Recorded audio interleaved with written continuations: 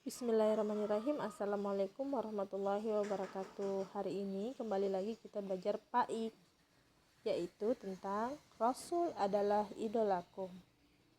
Sebelum belajar, baiknya kita berdoa terlebih dahulu ya. Ustazah pimpin doanya. A'udzu billahi minasyaitonir rajim. Bismillahirrahmanirrahim. Raditu billahi rabba wa bil islami dina wa bi muhammadin nabiyya wa rasula. Rabbi zidni ilman warzuqni fahman. Semoga Allah memberikan kemudahan untuk kita belajar hari ini. Adapun materi yang kita akan bahas yaitu kisah teladan Nabi, yaitu ada dua, Nabi Daud alaihissalam dan Nabi Sulaiman alaihissalam. Tetapi untuk hari ini kita hanya membahas tentang kisah teladan Nabi Daud alaihissalam. Nah, ini ustazah singkat saja materinya atau kisahnya, saya singkat saja materi pokok dan intinya saja ya. Nah, mengidolakan Rasul artinya mencintai Rasul. Siapa yang mencintai Rasul maka akan bersamanya di dalam surga nanti, insya Allah, amin. Kalau kita mengidolakan artis Korea misalkan, kenapa kita tidak mengidolakan Rasul kita sendiri ya? Nah, berikut adalah kisah singkat atau sedikit penggalan dari kisah teladan Nabi Daud. Para Rasul adalah laki-laki pilihan Allah Subhanahu wa Ta'ala. Mereka wajib kita ketahui dan imani. Beriman kepada Rasul Allah merupakan rukun iman keempat. Semua muslim wajib membenarkan semua Rasul dengan sifat-sifat kelebihan dan keistimewaannya masing-masing.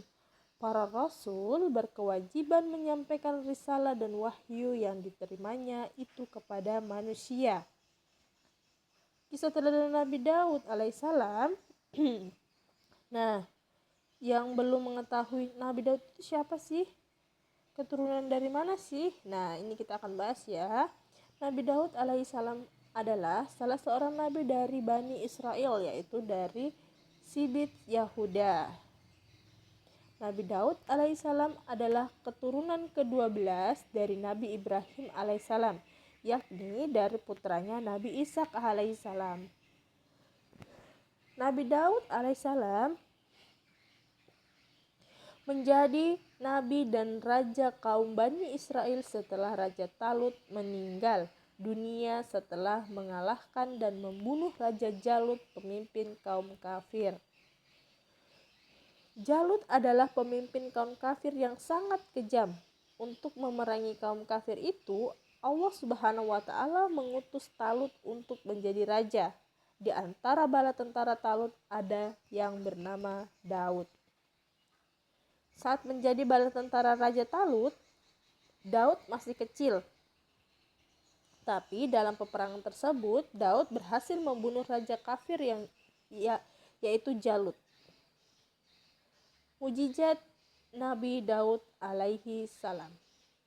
Yang pertama, bisa melunakkan besi tanpa harus dipanaskan. Yang kedua, kitab Zabur. Keistimewaan Nabi Daud alaihissalam. Yang pertama, Nabi Daud alaihissalam memiliki suara yang sangat merdu. 2. Bila Nabi Daud alaihissalam sedang bertasbih kepada Allah Subhanahu wa Ta'ala, maka semua alam ikut bertasbih bersama Nabi Daud alaihissalam.